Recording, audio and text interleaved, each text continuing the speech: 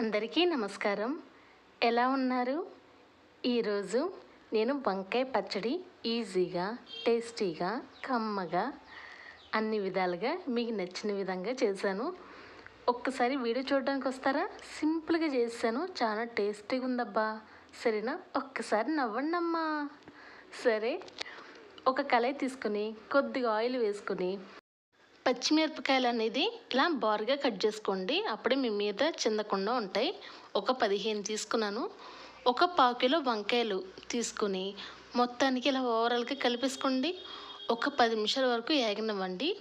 ఇలా మగ్గాలి మనకి. కొద్దిగా ప్లేట్ పెట్టుకుంటే తొందరగా మగ్గిద్ది. సరేనా? ఇప్పుడు నేను ఒక 15 వెల్లుల్లిపాయలు, 2 టేబుల్ స్పూన్ జీలకర్ర వేసుకొని కొద్దిగా పులుపు తగినంత చింతపండు కూడా వేసుకుని 2 నిమిషాలు కలుపుకోండి. అర్థమైందా?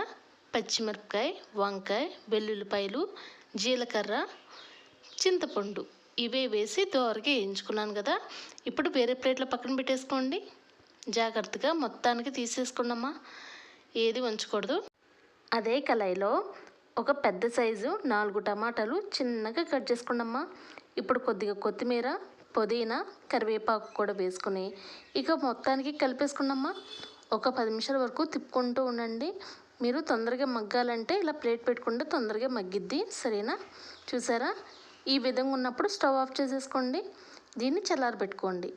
ఇప్పుడు ఒక మిక్సీ జార్లో మనం ఫస్ట్లో వేయించుకున్నాం కదమ్మా, ఏమి అంటారు, వంకాయలు, పచ్చిమిరపకాయ, ఎల్లుల్లిపాయలు, జీలకర్ర, చింతపండు ఇవి కదా మనం ఫస్ట్లో వేయించుకుంది. ఆ మిశ్రమాన్ని మొత్తానికి మిక్సీలో వేసి కంప్లీట్గా వేసుకున్న తర్వాత కొద్దిగా టేస్ట్ తగ్గట్టు 1.5 టేబుల్ స్పూన్ సాల్ట్ కూడా వేసుకోండి. ఓకేనా? మీకు సాల్ట్ ఎంత పట్టిద్దో అంత తగ్గట్టు వేసుకొని ఇక వాటర్ ఏమి వేయక్కర్లేదు, మెత్తగా మిక్సీ పట్టుకున్నామా. ఇప్పుడు మనం చల్లారబెట్టుకున్న టమాటాలు, కొత్తిమీర, పుదీనా, కరివేపాకు ఈ మిశ్రమాన్ని మొత్తం చల్లారిన తర్వాత మిక్సీ జార్లో వేసి ఒక్కసారి కలుపుకోండమ్మా. ఇలా ఓవరాల్గా కలుపుకున్నాక మళ్ళీ మెత్తగా గ్రైండ్ చేసుకోండి. మనం వాటర్ ఏమి వేయక్కర్లేదు ఈసారి కూడా. సరేనా? ఇలా పొలుగ్గా ఉండాలి, మనకి నీట్గా ఉండాలి. అర్థమైందా? సింపుల్గా చెప్తా అన్నాను కదా. ఇక ఇంతే. అర్థమైందా?